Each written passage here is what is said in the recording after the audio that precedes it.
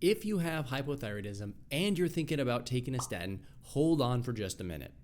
Is it true that most patients with hypothyroidism have high cholesterol? Yes. Does that mean they need to take cholesterol-lowering medications? Not necessarily. The truth is there are plenty of proven natural treatments that can help you lower your cholesterol. And these treatments don't carry with them the same baggage that prescription medications often do. So if you have hypothyroidism, before you take a statin, try these 5 treatments first. Number 1 is T3 containing medication. The connection between thyroid hormone and cholesterol is clear. As thyroid hormone levels drop, you will see a corresponding increase in atherogenic particles from the ApoB family. For those unaware, these are the harmful cholesterol particles that do cause heart disease. And this occurs for a couple of reasons. The first is that the low thyroid state increases the absorption of cholesterol in the gut. We'll come back to this one in just a minute because this mechanism provides a great target for a certain supplement. The second is that the hypothyroid state reduces the breakdown of fatty acids. This not only promotes weight gain, but also increases VLDL cholesterol. And third, a decrease in thyroid hormone reduces expression of the LDL receptor in the liver. This results in reduced cholesterol clearance and higher levels of cholesterol in your arteries. And the longer that cholesterol stays in your arteries, the more opportunities it has to damage your heart. So what can you do as a thyroid patient? The answer is simple. Take thyroid hormone if you need it. Research shows that as long as you can increase thyroid hormone levels, you will decrease cholesterol. But this begs the question, why do so many thyroid patients who are already taking thyroid medication still have high cholesterol? What gives? The problem here has to do with the type of thyroid medication that they are taking. About 90% of people are taking a T4 only thyroid medication known as levothyroxine. And at least 20% of these people do not have sufficient thyroid hormone levels as a result. If your T4 and T3 levels do not increase while you're taking thyroid medication, they will not lower your cholesterol. It's that simple. And this is where T3 thyroid medication steps in. As a much more powerful thyroid hormone compared to T4, it can better normalize your free thyroid hormone levels, which means better action on cholesterol. So if you are someone who is trying to lower your cholesterol levels and levothyroxine isn't cutting it, try adding on T3 thyroid medication in the form of liothyronine or Cytomel. You can also try NDT-containing medications like Armour Thyroid, Adthyza, or NP Thyroid because all of these also contain T3. And by the way, T2 thyroid hormone has also shown promise in reducing LDL-C in animal studies. So if you're having a hard time getting your doctor to prescribe T3, you may want to try T2. Number 2, eat to improve your thyroid. If you eat healthy and exercise regularly, you can expect your cholesterol levels to drop by about 20 to 30%. This is a respectable amount, but I think we can do better. Here's how. When you think about diet, instead of thinking about foods to eat to lower your cholesterol, I want you to think about foods to eat to improve your thyroid. Because the same diet that you'll need to eat to improve your thyroid is also one that will automatically lower your cholesterol. But the same can't be said for diets that specifically target and attempt to lower cholesterol.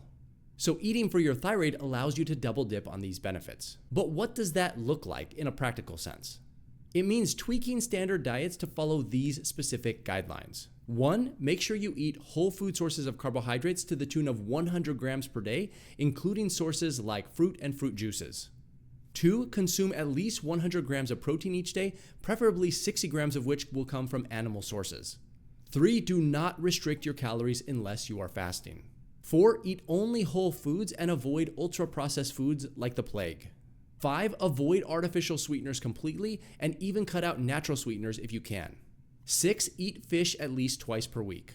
7, if you're going to cook with oil, opt to use extra virgin olive oil. But if possible, try to get as much of your fat from whole foods, including things like avocados, chia seeds, hemp hearts, and flax.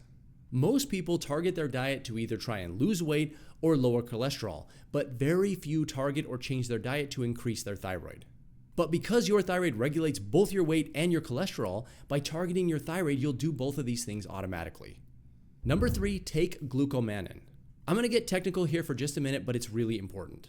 Earlier I mentioned that people with hypothyroidism absorb more cholesterol. This happens because the hypothyroid state alters a protein called Niemann-Pick C1-like 1. The more this protein is expressed, the more cholesterol you will absorb from your gut. This matters because the majority of cholesterol in your body does not come from the food that you eat. But if you absorb more than you need, you will increase your risk of heart disease over time. We know this because we see this exact trend in people who are considered hyperabsorbers of cholesterol due to genetic mutations in this protein. In the medical world, this problem is usually treated with a drug that blocks cholesterol absorption called ezetimibe.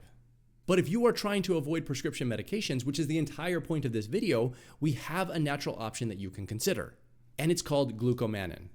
Glucomannan is a dietary viscous fiber that happens to block cholesterol, similar to the drug we just mentioned. A meta-analysis of 14 randomized controlled trials showed that Glucomannan significantly lowered LDL cholesterol and triglycerides to the tune of about 10 to 15%. For perspective, statins, the medication, lower cholesterol by about 30%. On top of this, Glucomannan also has positive impacts on insulin, blood sugar, and may even help you lose weight.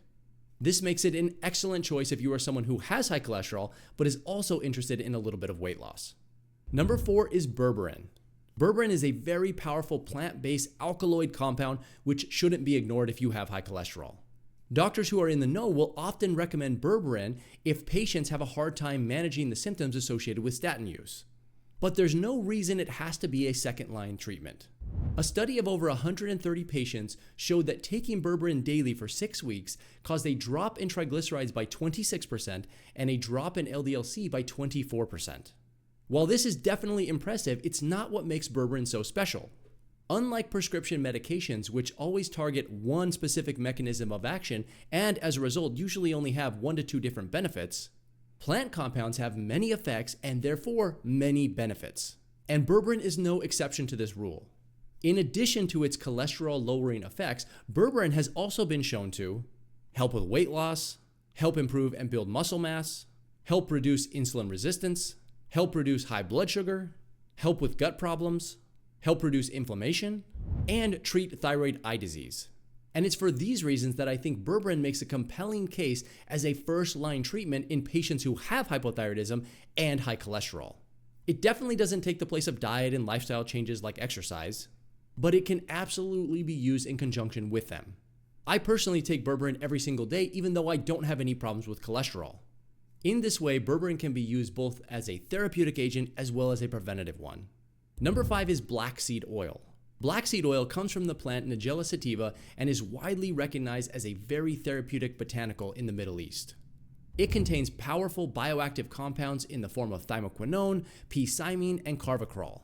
These compounds have wonderful effects on multiple systems in the body, including cholesterol. In a study of menopausal women, daily use of 1 gram of Nigella sativa resulted in a decrease in total cholesterol, a decrease in LDL, a decrease in triglycerides, and increased HDL over 8 weeks. While it may not be as powerful as some of the other natural treatments we've discussed so far at lowering cholesterol, it should still be considered by thyroid patients for one big reason. According to a double-blind placebo-controlled trial, it may help reduce thyroid antibodies and improve thyroid function. This makes it the perfect supplement if you already have the autoimmune thyroid condition known as Hashimoto's thyroiditis. Not only does it have the potential to help lower your cholesterol, it may also treat the underlying cause of your thyroid condition. When you look at all of these treatments we've just discussed, they may not seem that impressive. But when you start stacking these treatments on top of each other, you start to see that they can have a profound effect on cholesterol. And if you are someone who can't get your cholesterol under control with natural treatments, well then you can always go try the statin after that if you want.